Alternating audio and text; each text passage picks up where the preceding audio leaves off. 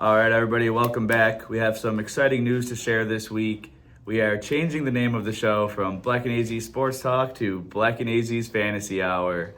Woo! Yeah, I think we just like to, focus a lot on fantasy football here. It's a little more niche, and I think it's something that we both really enjoy and something that we don't really have locally. So I think it's fun to kind of emphasize that a little bit more and something we want to do more going forward. Yeah, for sure. And it's definitely been the focal point of our entire first season, a lot of our off season, even though we're kind of covering, all the little details, like the coaching staffs and pre-draft visits. I mean, we covered a lot of stuff that was general about football, but its sole purpose is just to kind of stay sharp with the fantasy. It all kind of comes around sure. one way or another. Yeah, For I sure. agree. Like I said, it's just something that we really both really enjoy. We've been a part of for a long time. We both really love football, and we talk about football all the time. I mean, 16, 17 years? I played football since I was in 8th grade. I think my first year over. My first league I was in, I was probably 12. Yeah. And I'm 30 now, so yeah, it's been a long time. Yeah. More of my life than I haven't played, really.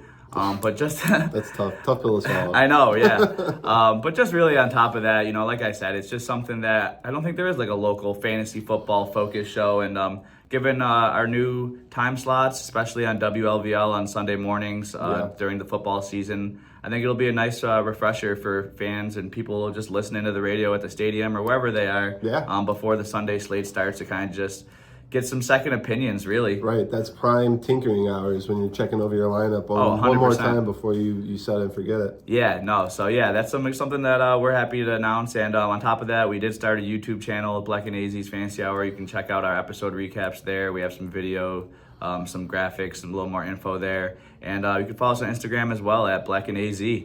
Keeping it just simple and straightforward. Trying our best. Yeah, we got some clips on there, and some links. It's just something fun to keep engaged with people, and we're hoping to have some more topics on there to discuss, and hopefully something we can bring up on the show as well. Yeah. But on this week's episode, we are doing our early look at the first couple rounds of redraft fantasy leagues. Yeah, definitely my first look. I haven't even considered, and I usually don't, even looking at where ADPs are. I'm a sicko, I always do. Especially in redraft, there's just so much that's going to change. But it is fun to kind of take a look at it now and maybe find yourself anticipating some fallers, some risers, and just kind of starting to get a little bit comfortable with what you might start seeing in some of these drafts. Yeah, things could change a lot from now till August when you're doing most of your drafts, given training camp, preseason, injuries. Who knows? The offseason can get pretty crazy. Anything can happen any day. Between Puka Nacua biting people and Rashee Rice, whatever he's up to. Guys fall and guys rise real quick. Yeah. We got A.J. Brown watch, lots of things really that sure. could just change a lot of things in the fantasy aspect. But it is good to get ahead of the curve and just kind of get a look at things before it's too late, really. Yeah. Yeah. It gives you a good advantage over everybody else, really, in your drafts, especially your local hometown leagues. Yeah, your home leagues where you're playing with half the crowd that is just kind of checking in for the first time all year at the draft. Yeah. We haven't really talked about it too much personally. We have some notes written down that we got from Sleeper. We both like to use the Sleeper app. If you're on ESPN or Yahoo still, I highly recommend checking out Sleeper. We are not, no promo, if you're listening, Sleeper, please, by all means. Yeah, for real. I really do enjoy the app. It's really user-friendly. They have good interface.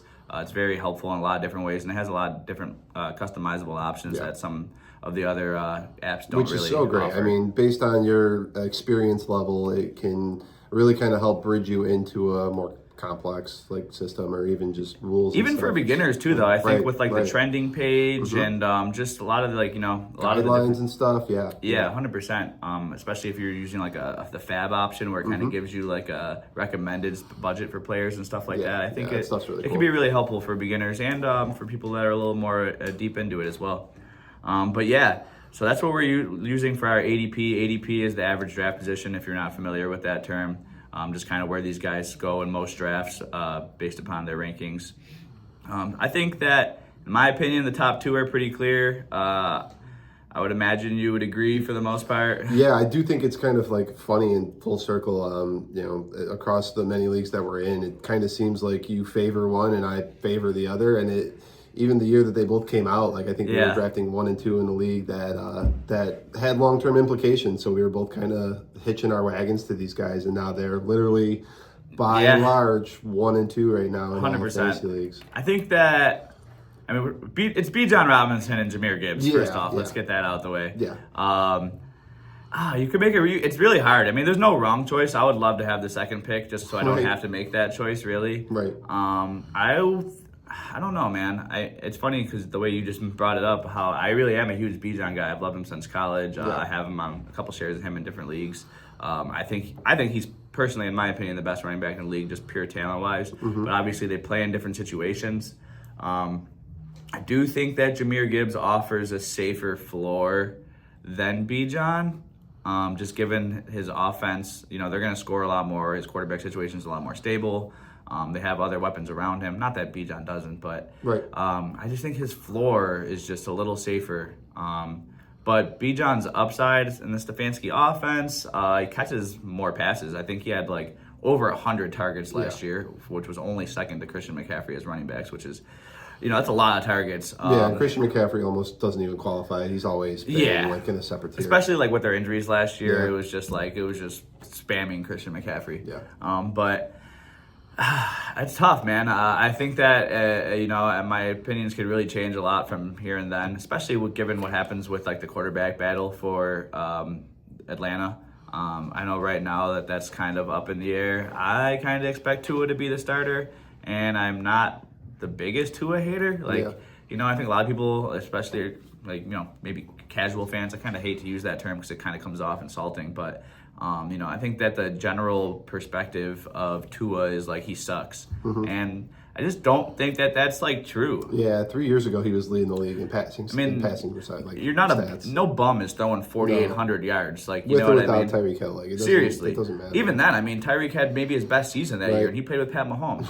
Right. He had Tyreek had 1,700 yards. Jalen Waddle had 1,200 yards. I mean.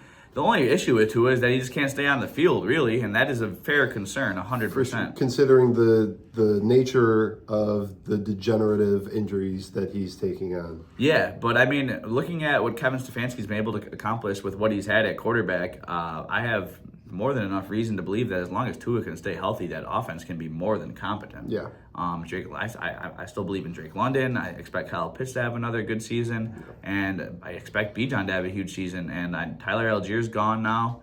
I know they signed Brian Robinson, but I do believe Tyler Allgeier offers a little more juice than Brian Robinson. I agree. And it's a new system on top of that. I mean, I think Kevin Stefanski will really hammer Bijan Robinson. Yeah. Like I said, I have a hard time choosing. If you made me choose right now, I probably would go with Gibbs because I feel a little safer. But talk to me again in August, and depending on how training camp and some of those position battles shake out, I feel like I wouldn't be surprised if I was going Bijan all day. Yeah, I think I can concede that Bijan is like the superior athlete, and I mean, maybe splitting hairs because they're both they're both athletes, nasty, 100%. Right? But I'd agree that Jahmyr Gibbs is the higher floor. A little bit more consistency, just all around. All the weapons are the same guys. I mean, London and Pitts have been there for a while for Bijan, but a new coach, the quarterback questions. I think that leads to Gibbs, like you said, having a higher floor. I think I would take him. That's kind of been my guy of the pair, but by no means do I question anyone that takes Bijan first. On Sleeper, they give an extra average draft position as like an average actual number where they get drafted, and Gibbs is like surprisingly a little bit closer to 3. Nobody else is higher than him than Bijan Robinson, but it just kind of says that Gibbs isn't always being selected second. Which I find to be a little bit surprising. I would expect him to be a little bit lower. I do think it's that clear cut that it should be, I'd say so. I think 2.5. I do think that if we were gonna tier this, like those two are in their own tier, and then Jamar Chase is maybe in his own tier as 3. Yeah. And I think you can make a case if somebody took Jamar Chase first overall, I wouldn't be mad at them. That's like a roster building strategy at that point. Yeah. I just think that there's so many good wide receivers in the first round, and I don't feel as confident as I do with the other running backs. No, that's so true. Yeah. So, the top 2 running backs are elite in a different class, and then The other running backs in the first round, they're good. Yeah, and you can validate taking them. But they have a little more concern for me. Yeah. Where I 100%. don't really feel that way with. I mean, these guys are like 23, entering their prime, coming off questions. Monster seasons. There's no questions about their ability. And I can say the same thing for Jamar Chase. I mean, really, like Jamar Chase is, if you have pick 3 in a draft, I feel pretty good, honestly. Yeah, I mean, the only thing that really held him back last year was losing Joe Burrow for most of the year, and even then, still, Joe Flacco came in and just started to feed him. And it worked out really well by the end of the year. If you made your playoffs, Jamar Chase is the best wide receiver in the NFL. I don't even really think it's like questionable at this point. You can make a case for some other guys, I guess, but I mean, that guy's just insane. Yeah. I mean, there's not really that many guys in the NFL that I know I mentioned this like last year or something like that, but just guys that can score from anywhere on the field on any single given play. Yeah. And you really just can't put like a price or like a number on that. Like, there's no way to like quantify that. Right. Like Jamar Chase can take a screen to the house. He could beat you 50 yards down the field. He can take a slant to the house. Right. Like he can win in any single way, and he can score in any single play. And there's just the volume he gets too, especially from Joe Burrow. It's insane, really. Yeah, I mean, and he's in his prime. I mean, he's only like 26 or something like that. All of that kind of said, I mean, you can get yourself, even if you are a big like Bijan and Gibbs supporter as we are, convincing yourself to take Chase just on a roster building perspective, because some of the running backs throughout the later half of the first round and maybe some of these early second round guys don't really fit the mold. I feel like last year we saw a lot of like second and third round running backs really pop and end up top 10, I don't know about top 5, but top 10 options. Last year? Yeah, last year. That's where your best value for getting. I got like Jonathan Taylor in like the middle of the second round. I feel like Josh Jacobs is a guy that always floats in that range. That is just safe, consistent player. Yeah. Derrick Henry kind of floats in the middle of that second round range. We'll get to, he's even later this year, but we'll get to a point where we're kind of talking a little bit more about draft strategy and roster construction, because I think it is a really interesting conversation. Can alter some of these average draft position numbers in a way that makes more sense when you look at the full picture, really. Yeah, it's a good point. Zero running back or hero running back, whatever you want to call it. Right. Which is not something I'm personally a fan of, but it's a thing. Yeah. Moving on from Jamar Chase in his own tier, 4 and 5 are kind of close together. It's Puka Nacua and Jackson Smith and Jigba. Puka is ranked higher, number 4 right now. It's just totally one of those kinds of things that, if he bites another ankle or whatever, that might fall. But as we currently stand right now, if you're drafting in a redraft league, you're 4th overall, they're on the board. Who do you take? I'm taking Puka. Yeah, no questions? Yeah, no question. I'm taking Puka. Puka is, the only concern with him is that he just is kind of a wild card, I guess, off the field. But, when he plays, he's, probably the best fantasy receiver, really. Yeah. Him and Chase. I think he finished, I think he was wide receiver 1 last year in terms of, like, points per game. Mm-hmm. Puka is a monster. Sean McVay, Matthew Stafford. It's working there right now for sure. You're playing to win, right? Yeah. So that's the thing with Bijan and Jahmyr Gibbs too. It's like but it's a little different there. But either way, sometimes you want to take the safe choice, but sometimes you want to shoot for the ceiling. You want to win the league, and if you're playing to win, I feel like Puka. I could make a case for Puka at 3 over Chase, really, and I would not be mad at you. Puka is just, I think, one of those only guys you see that get like 15 targets a game, it feels like. He's an extension of the run game with some of those screen plays, the bubble screens, some of the slants, and he can win down the field. And he's just a monster. Yeah. The only other concern with him, I would say, too, is that just like his play style, like he never goes down. Yeah. And he has been beaten up over the past couple of years, so he does miss a couple games here and there. Yeah, and I can't argue that either. But I do want to give JSN the proper credit and respect. He does deserve to be a top 5 pick in fantasy, I think. That's fair. Youth on his side. Not that Cooper Kupp is really eating into his target share, but they didn't add anybody in the receiver room. Only thing I will say is losing Clint Kubiak kind of sucks. It does, 100%. And who knows how that offense hums without him and without Kenneth Walker, who doesn't take away from his talent. It just the schemes and maybe some of the ways they try to design plays to get him open and things like that. Yeah, he can put up 10 for $180 and 2 touchdowns, but that's not nearly as common for him as it is for Puka, who seems to do it every other week. Yeah, like if Puka had like 1,800 yards and like 15 touchdowns, I wouldn't be surprised at all. Yeah. And like JSN, I expect him to go out there and have 1,400 yards. I just don't know if I expect him to have the season he had last year a little bit, you know? Totally. So that's kind of where I'm at with that one. Are you comfortable with him at 5, or one of these names coming up, one that you might want to take above him? Because we have 3 running backs coming off the board, technically, in the rankings next at 6, 7, and 8. I mean, I can't do Christian McCaffrey, man. I'm too scared at this price. I'm way too scared. Part of the age for you, because he had a healthy season last year. Just really just like the dude. He had like 430 touches last season. Like that's like insane. Yeah. I can't. And it seems like, I mean, not that this is like, I guess anything to put too much water into, but it seems like every other year for his entire career, it's like he's like RB1 and then he misses the season. Yeah. And then he's RB1 and then he misses the season. And like you said, it doesn't help that he's taken 400 touches in these healthy seasons. Including the playoffs, he literally touched the ball like 430 something times last year. Like that is insane. I don't even know, like, I don't think if anybody was within like 50 or 60 touches of him. Yeah. Like, it's pretty crazy. According to Sleeper, 6, 7, and 8 are Christian McCaffrey, Jonathan Taylor, and James Cook, a group of 3 running backs there. I don't really want one of these picks, 6, 7, or 8, going into a redraft. I don't hate them. I mean, Jonathan Taylor. The first 10 weeks of last season was having like one of the best fantasy seasons of all time. He had like 5 weeks of 3 touchdowns. Yeah, that's insane. He was on pace to break like LT's like fantasy record. Yeah. But then it was like the last 8 weeks of the season, he wasn't even like a top like 30 running back. Yeah, not on championship rosters. No, yeah.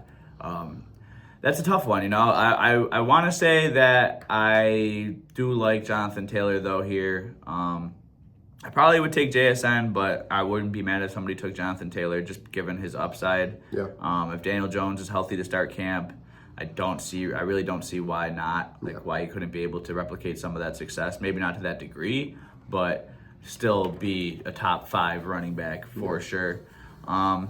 Christian McCaffrey, like I said, I'm probably fading him this year. I mean, not fading him, but just in this middle of the first. Like, if he's there at like pick like 10 or 11 or something like that, that feels good. Yeah, and that's kind of where he was last year. You know what I mean? Yeah. I would be nervous doing it, but I mean, I probably would, just because, again, like, given the upside, he could just be a total league winner, as we've seen. 2 guys I really like, though, in this kind of tier are James Cook and Amon-Ra St. Brown. Yeah. I mean, those guys are just underrated. Put on your hard hat, go to work, guys. They're quiet, you know, and they just quietly put up 1,500 yards and 10 touchdowns every season, it feels like, for the past few years. Yeah, so I don't know. The Cook thing, I think this is a little bit of so how many touchdowns did he have last year? Like 14. 14? And the year before, I feel like he had 18. No, really? Yeah. 2 years. There was 3 years ago. He only had like last year he led the league in rushing and had 14 touchdowns. Yeah. The year before he barely hit 1,000 yards, but he had all the touchdowns. He had a lot of touchdowns. And then the year before that, he was low on touchdowns and high on yards. Mm-hmm. Yeah, it's very touchdown dependent. It's an offense that we should expect to continue to score a ton of points with Joe Brady as head coach. I think I'm just nervous in the single digits. I don't think I've seen a Buffalo Bill that highly drafted in fantasy since maybe like Marshawn Lynch, like a really long time since, or maybe Shady. LaShawn McCoy was going high. I would CJ Spiller. Yeah, but McCoy's a little more recent, right? Stephon Diggs, maybe. Yeah, okay. I think I'm just nervous. I think it's like a homer fear of like being too eager to take your guy for the sake of having your guy. But I do respect. I forgot that it's been 2 years of really elite production. I mean, yeah. Got a nice little contract. Led the league in rushing last year. I mean, the guy that was running that offense is now the head coach. Like, doesn't really have much competition in the backfield. I mean, besides Josh Allen, didn't do anything. Yeah, that's Ray fair. Davis and Ty Johnson aren't really. I'm very surprised they did nothing in the running back room. I mean, they paid him. Yeah, and he's only like 26, and he just led the league in rushing. And we had a lot of other, like, you know, I mean, I wouldn't have been surprised if they brought in like another, you know, cheap vet or something like that, I guess. But I'm not surprised. I'm not too surprised. You know, I think Joe Brady loves James Cook. Yeah, I mean, he's gotta. Like I said, he's underrated. I was listening to some show the other day, and I forget what show it was. But they call James Cook the Amon-Ra St. Brown of running backs. Just like a guy that like you take kind of like towards the end of the first round every year. Yeah. It's not like the sexy, flashy pick. Yep. And he has a top 10, top 8 season, and you start him every single week, and you don't even think about it. You know. Maybe it's the way I like to build my teams. I think so. Just recapping real fast: 6 through 10, because we're catching St. Brown on this right now. The conversation: McCaffrey, Jonathan Taylor, Cook, and then CeeDee Lamb is 9 and 10 is St. Brown. I think that I would favor the running backs or the wide receivers over the 3 running backs in like the 6th draft spot. I think that's how I prefer to build a team. But I mean, they're ranked this way for a reason. I think that there are people that like to just kind of bolster the running back 1 spot on their team. Yeah. But I think that you can do that just as easily in the 2nd round. And I think that these guys, St. Brown, Lamb, and we could even get into like Justin Jefferson, who's on my burn list for the year, Drake London, who are all going to be a little bit, I don't know, they're a tier above the other receivers that'll be there when it comes back to you. So I think that they're a little bit more valuable, in my opinion.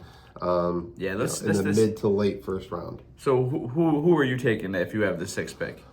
If the top 5 are off the board, honestly, I think St. Brown, really. That's what I think too. But I hate that. I don't hate it. It doesn't feel like a steal, which is kind of no. what you always want to be hitting when you make your pick. But the old adage. See, I think I would take Jonathan Taylor though, honestly. The old adage of you can't win your draft in the 1st round, but you can definitely lose it.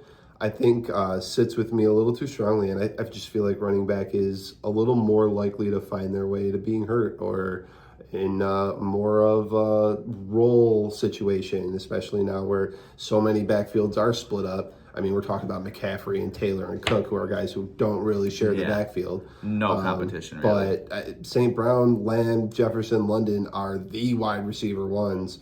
CeeDee? Yeah. George Pickens had a great year, but I think CeeDee only had 3 touchdowns last year. How many games did he play? Like 12 or 13. Okay. Well, he's due for a bounce back. No, George Pickens brings a lot of competition, and I respect Jameson Williams as a opposite side of the field of a wide receiver one. He's not George Pickens. No, he's not. But I don't know, where's George Pickens on the list? Late 2nd. I feel more confident in just the production of some of these high-end receivers that just get their targets. I guess CeeDee Lamb's a little bit of an outlier, but I mean, he's still a 1st-round pick, I think. Yeah, I mean, he's like the end of the 1st for me. Yeah. Honestly, I probably would personally take like Justin Jefferson over him. Yeah. I think so. I would probably swap him like down to here. To what, 12? Not like swap, but like push him down slide to him. Slide him down, but behind Justin Jefferson. Yeah. Move everybody else up personally. And even then, it's tiers, really. I mean, when you're looking at it, it's groupings of running backs, then receivers, then running backs, then receivers. Amon-Ra is the next best thing after Jackson Smith and Jigba, in my opinion. Yeah. In like this like tier. Yeah, but him and Jonathan Taylor would be like the 6 and 7 for me. It's so not like the sexy pick, but it is so just like safe. 6 or 7 would be like the pick I would want the least, and I would probably take Jonathan Taylor or Amon-Ra personally. That's where I'm at right there. Yeah. I really like the end of the 1st though. I mean, if I could get like an Amon-Ra or James Cook at like 8 or 9, that'd be sick. Yeah. Or like even at this like 10, 11 or the turn there, like Justin Jefferson I'm happy with. Even CeeDee, like he falls down a little bit for me personally, but I mean, you're still happy with CeeDee. Right, if you're taking him at 11 or 12, you're cool with that? Yeah, I mean, yeah, for sure. Cool with that. I wouldn't be mad at that at all. I wouldn't expect to reach on, any of these guys that are projected 2nd round even over any of the guys in the 1st. I think that it's a pretty clear line. The 1st round's kind of stacked this year. Yeah. I mean, you're getting guys like CeeDee, Amon-Ra, Justin Jefferson towards the end of the 1st round, and those guys have been like top 5, 6 picks like every draft lately, I feel like. Yeah. I mean, I think I was taking CeeDee like 3 or 4 last year or something like that. I mean, how long has Justin Jefferson been a top 5 pick, I understand with the concern because of the last season, and he burned a lot of people, including me. But, I mean, he's still Justin Jefferson. He is still Justin Jefferson. And we're hoping that Kyler Murray can do something, right? Yeah. Yeah. I mean, you expect him to be able to do a little bit more than J.J. McCarthy's been able to do when Max Brosmer or whoever Max Brosmer and Carson Wentz. Yeah. And, I don't even know. Yeah. Max Brosmer. Yep.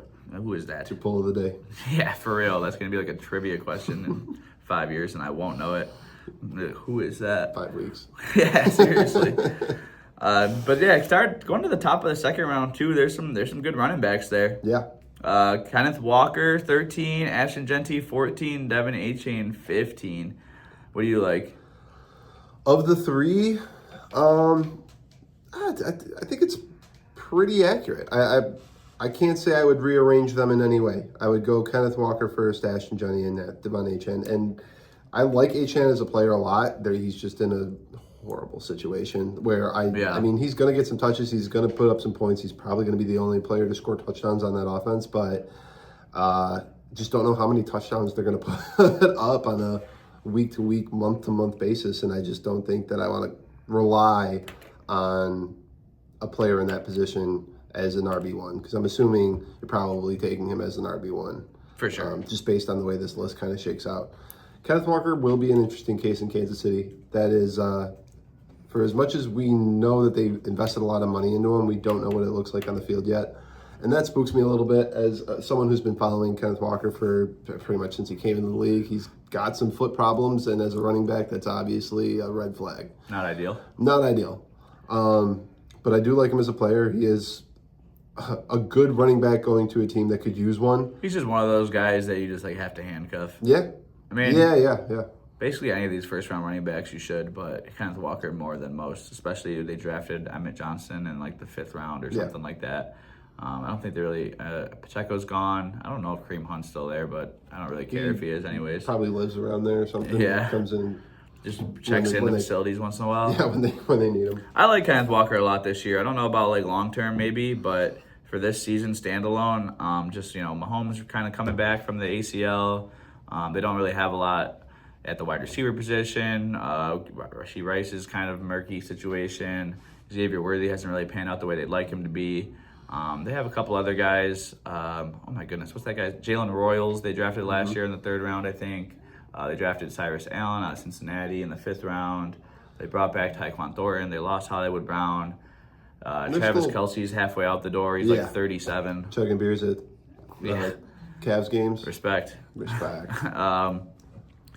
But yeah, I mean, I kind of do expect them to lean on Kenneth Walker, and we've seen Andy Reid have success with running backs. The offensive line is solid enough, and just having the threat of Pat Mahomes alone should keep defenses from stacking the box too much.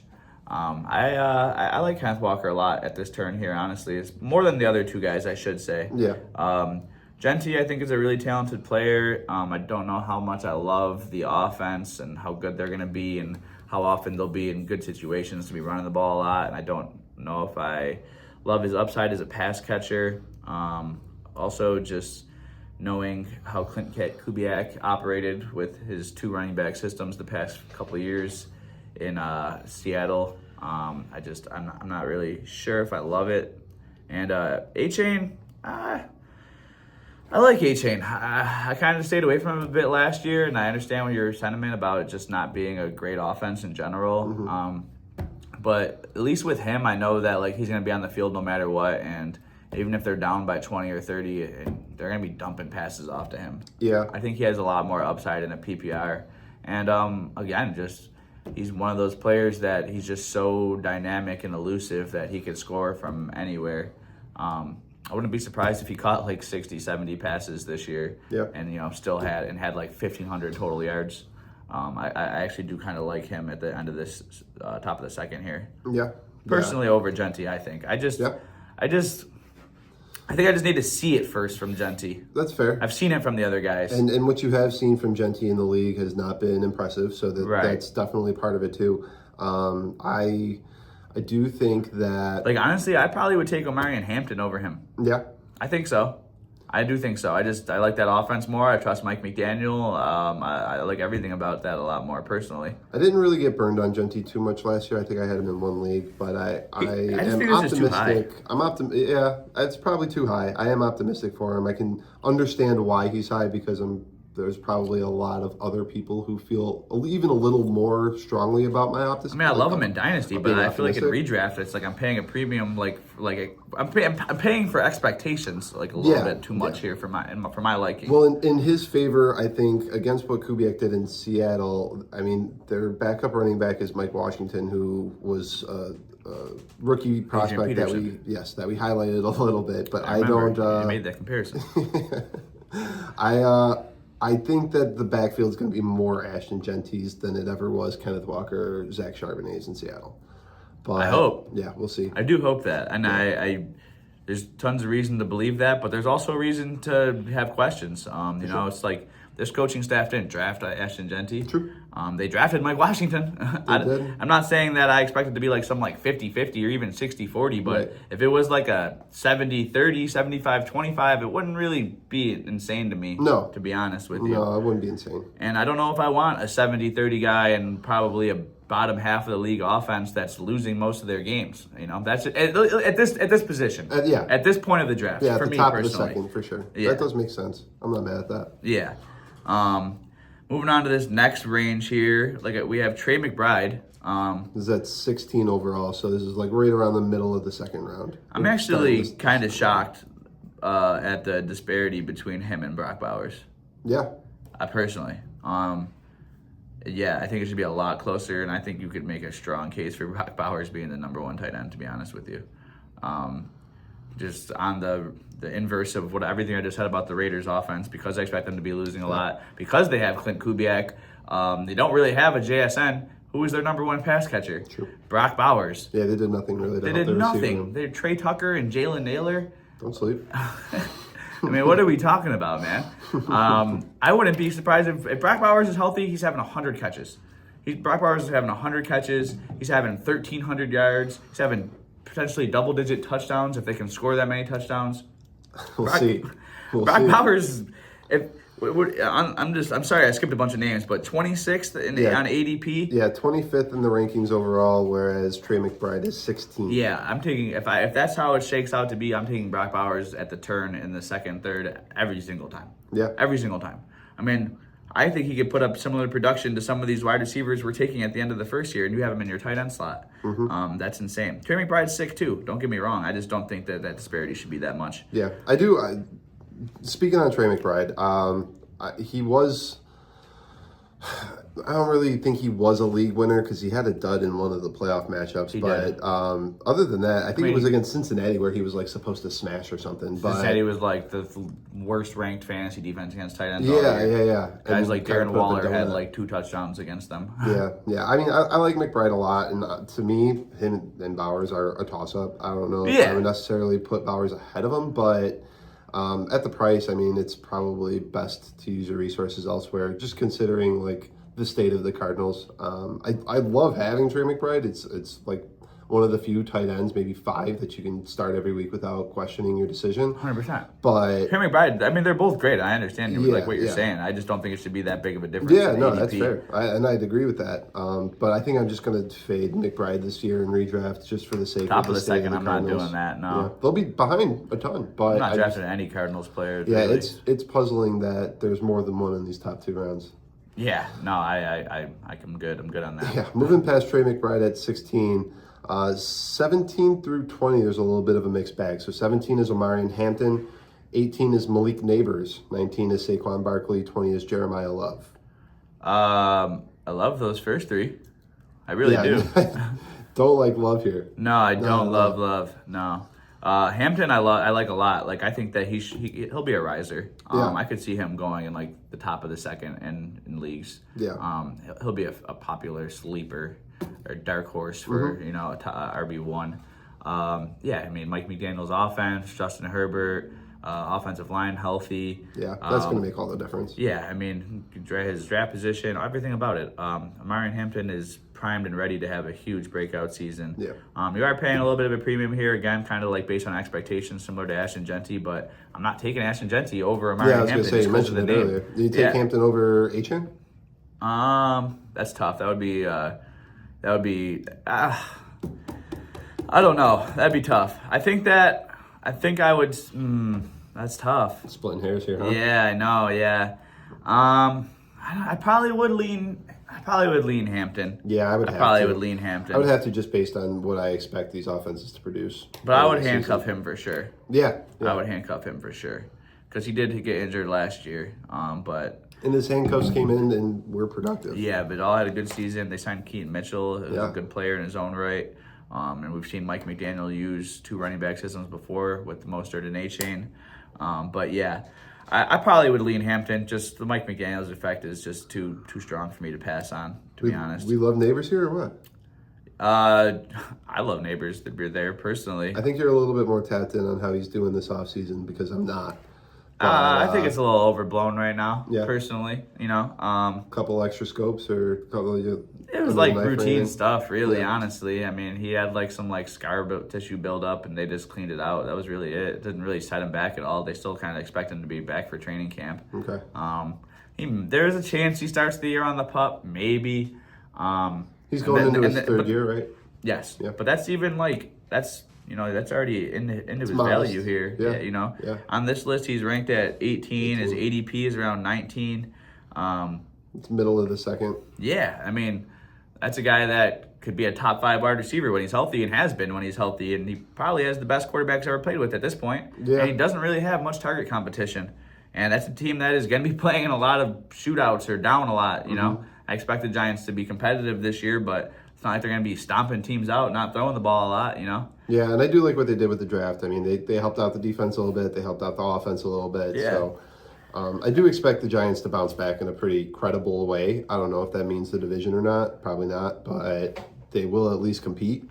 This is also May, you know what I mean? I mean, come August, depending on his health, if we know that he's playing week 1, he's going to move up to the end of the first round. Of probably all the names that we're going over on this, nice day in May, he might have the most volatility, the widest range of outcomes of where he actually might land by draft time. I don't even know if he'll drop that much more, though. Even if they announce he's going to miss the first 4 weeks of the season, maybe he falls to the end of the second round, but I feel like that's already accounted for in his value at this point. Because if you knew Malik Neighbors was playing week 1, you're not taking him over most of. You're not. You're not leaving him on the table. That's what I'm saying. I'm not taking Drake London over him if I knew he was playing week 1. I don't know if I'm taking Justin, some of these other guys over him. Really, I mean that's me personally.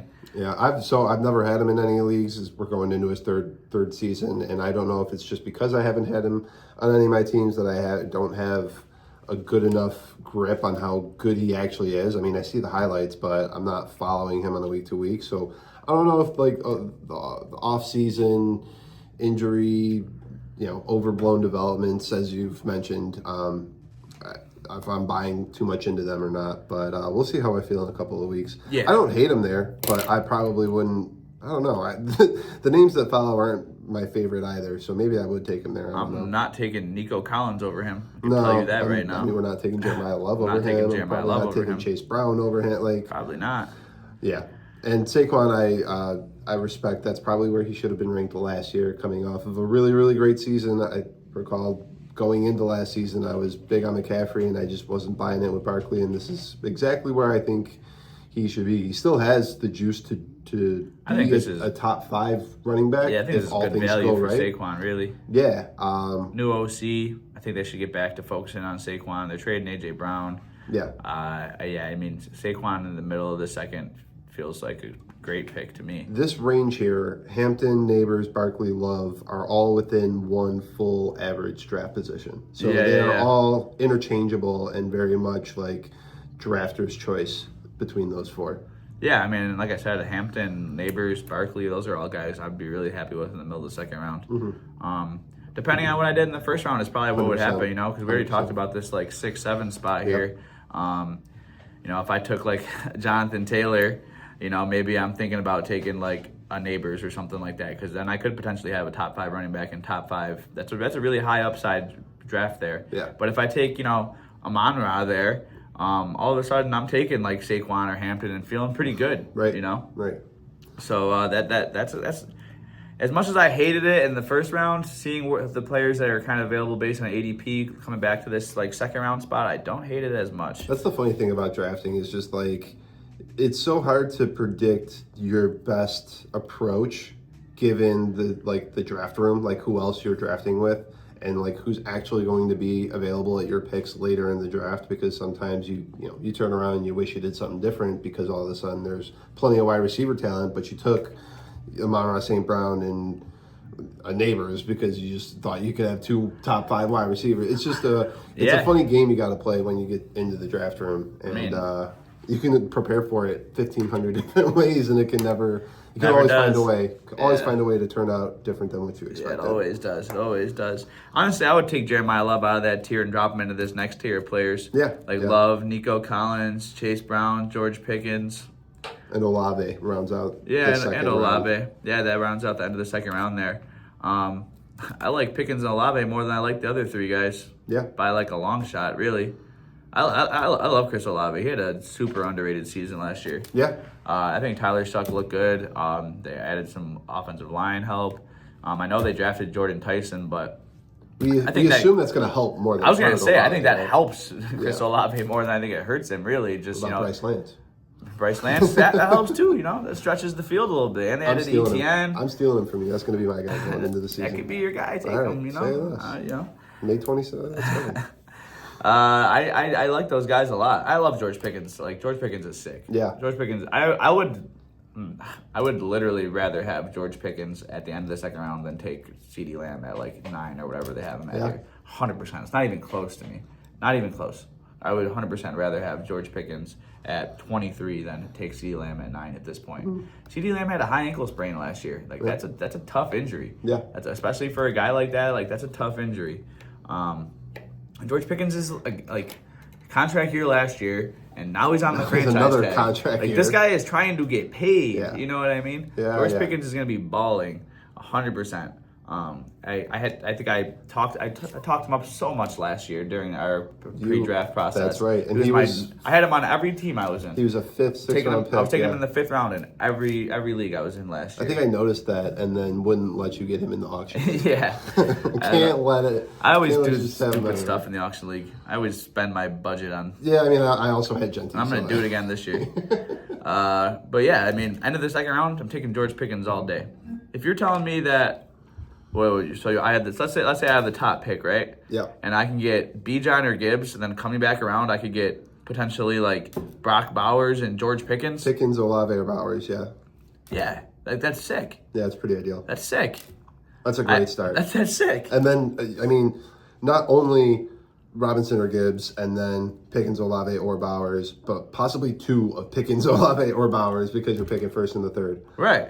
That's what I'm saying. Yeah. That's sick. Yeah, it's a little. I usually don't like the early picks, like, at all. Me neither, but I mean. This is the year. Yeah. This is definitely I mean, if that's how it turns out to be, I mean, I would love that. I would feel great with that. Yeah, I mean, and even if you have some people that, George Pickens is going to be a top 12 wide receiver. Right. Top 15. You can. At least. We mentioned it before. These are going to shift. All these rankings are going to shift dramatically, and it wouldn't surprise me at all if Pickens ends up finding his way into the top half of the second round. There should be some correction between him and CD. Like there shouldn't be come a little bit closer together. Yeah, there shouldn't be a 14-15 pick disparity between them, in my opinion. Yeah. You're just drafting name value at that point. For sure. But even still, with that being said, if you just cut the list off at Bowers at 25, you can look at the bottom 10 names and be very happy with pairing any one of those guys. Maybe not any one of those guys. We can take one off the list. And maybe Nico Collins, but that's a preference. And just be happy with pairing any of them with the Bijan and Gibbs. That's what I'm saying. Yeah, that's pretty sick. Yeah. I mean, Brock Bowers, and I can't really state enough how much value I think you're getting at the end of the top of the third with Brock Bowers. I think that. I mean, I don't know. Brock Bowers should be top of the second round to me. Really, I really mean it. I really expect it. If healthy, I expect him to have 100 catches, 1,300 yards, I all day. I think, like you said, it just comes down to who else is on the team. I think people just don't like taking tight ends that high, which is fine. It's funny. I'm quite the opposite. I've had years where I take 2 in the first 3 rounds. I think that the positional advantage there is just so, you know what I mean? What if I told you could start, Amon-Ra and your tight end, basically? Right. You know what I mean? Right. It's and there's the wide receiver is the deepest position in fantasy. Yeah. 100%. Yeah. I love that. And then going over to the top of the third here, Josh Jacobs, somebody that I talked about already. Again, it feels like every year he just like keeps falling, and he keeps putting up like 1,200 yards and 12 touchdowns. How old is he now? Do you know? He's like 28. 28. Yeah. He still got a few years on the tires. Yeah, I mean, LaFleur runs the ball a lot. Mm-hmm. The Packers have a pretty balanced offense. He doesn't really have. He has no competition really in the backfield.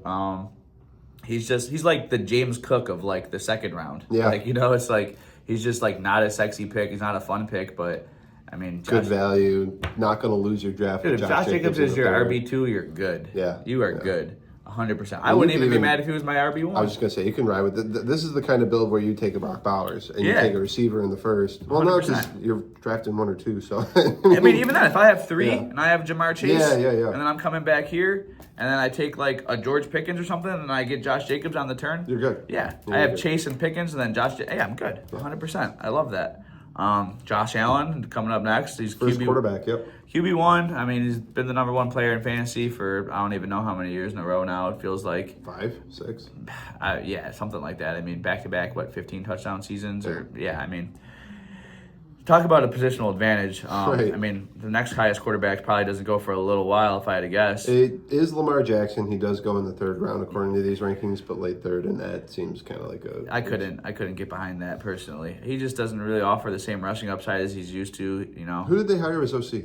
Declan Doyle, who comes over. That's another thing I want to get into. Probably talk about that later in different things. A lot of these guys, we talk about what their offseason moves as far as coaching, schemes, offensive coordinators. We already touched on Mike McDaniel, touched on Clint Kubiak.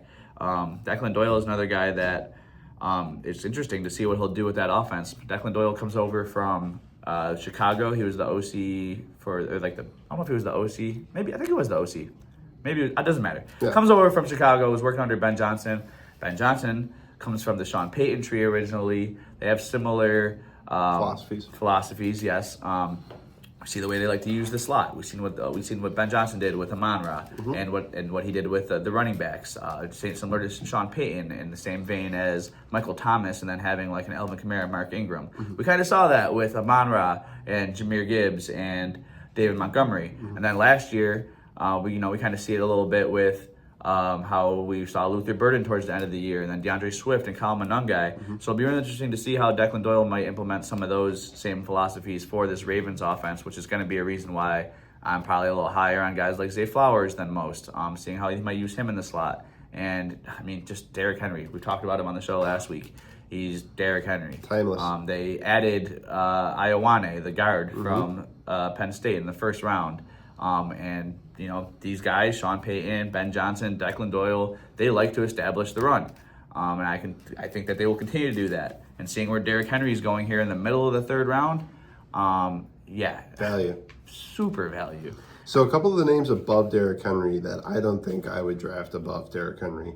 After Josh Allen at 27 overall is A.J. Brown, 28, Bucky Irving at 29, and Rashee Rice at 30.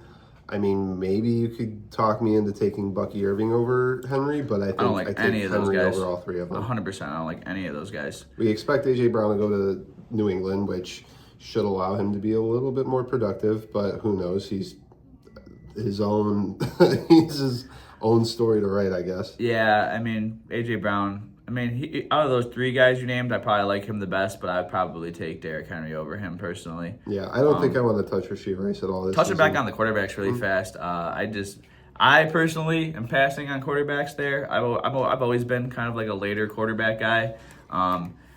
Just living here in Buffalo too, there's always going to be some guy that just takes Josh Allen like way higher than they probably should. And early second. Don't be that guy. If you want to just have fun and like watch Josh Allen and like not win your league, but be like, I got Josh Allen, then do it. Who cares? Sure, have fun, whatever. Yeah.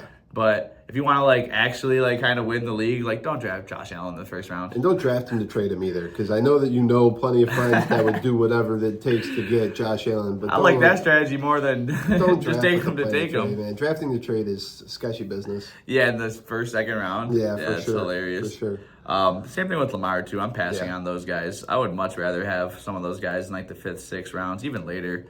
I'm sure that we'll touch on that throughout the rest of the offseason as well. I would agree with that, but if a guy like Allen falls to like the 4th round and I have an early 4th round, I'll take him. Even the middle of the 3rd round, really, based on how my team is already looking, building, I would consider it. But at top of the 3rd here at the turn, I'm not doing that personally. Pass sure. And like I said, those A.J. Brown, Bucky Irving, Rashee Rice range, I'm good on that. Taking Derrick Henry. I'm taking Derrick Henry for sure. I'm not even thinking twice about it. I'm taking Derrick Henry. And then if he's off the board, the next couple of names are T. Higgins, Tedoroa McMillan, Lamar Jackson, who we already talked about, Breece Hall, and then Kyron Williams rounds out the 3rd round. Oof, that is brutal. That's the end of the 3rd round? Yes. Okay. Damn. I mean, I don't love any of those guys, but I don't hate any of those guys. That's so, like, absolutely what every single draft is every single year. That 3rd round is really kind of like the make your money round because it's so I would have to go spotty. look at, we ended it here at the top 36. You'd like to see what, like, the next round looks like. Yeah, if I had to guess off the top of my head, I really think there's probably guys like Ladd McConkey there who I'm going to be really high on this year that I'd be considering there. I hate to say Luther Burden this early, but I was going to write his name just because, but he's 38 on the list. Yeah, I'm not surprised. I'm really not surprised. I'm super high on Luther Burden. I was very surprised. Everything I just said about Ben Johnson, the Sean Payton system, Declan Doyle, all of that stuff. I just seeing the way he finished the year. He had the highest yards per route ran of any rookie in the past 20 years, which is an insane stat, and it's a really high indicator. If you can have time and you can find it, look it up. You'll see the top 10 guys, and it's like Jamar Chase, Justin Jefferson, Brian Thomas, all the best wide receivers in the league, or at least from rookie seasons. And then Luther Burden had the highest of any of them. Yeah. There is no ceiling. Luther Burden could be a top 10 receiver as soon as this season, and I would not be surprised at all. So just early looking at this list, I mean, in the 3rd round, we're talking Jacobs or Bowers, lock him in. 100%. If Josh falls, maybe, but before Josh, we're taking Derrick Henry. Yeah. And then, I don't know if you like any of the other guys on this list as much as Luther Burden. I like Ted McMillan as much or more. But outside of McMillan, I think I take Burden over Higgins, over Hall, over Kyron Williams. Yeah, it depends how my team's kind of forming up. I don't hate Breece and Kyron as RB2s, and the RB situations usually dry up pretty quickly after that. So I would probably consider them there, because there probably is a big tier drop off after that if I had to really guess. Just taking a little look at on the fly, it's like ETN and Javonte Williams. I like ETN. Travion Henderson, and then then you're hitting the 5th round. That becomes a drop off for me. Running backs, that's our first look at the first couple of rounds, and I'm sure we'll be touching on it so much more throughout the season. We'll have another one coming up in August. Yeah, if you want to draft a league that starts, we might as well just start one now since we did it. Might as well. Just go get it going. Hit us up. We'll start it with you. Yeah, check us out on Instagram at Bleck and AZ. Check out the YouTube channel, Bleck and AZ's Fantasy Hour. Excited for the new show. We're looking forward to the rest of the offseason, and we'll be talking to everybody soon. Good luck and go Bills. Go Bills.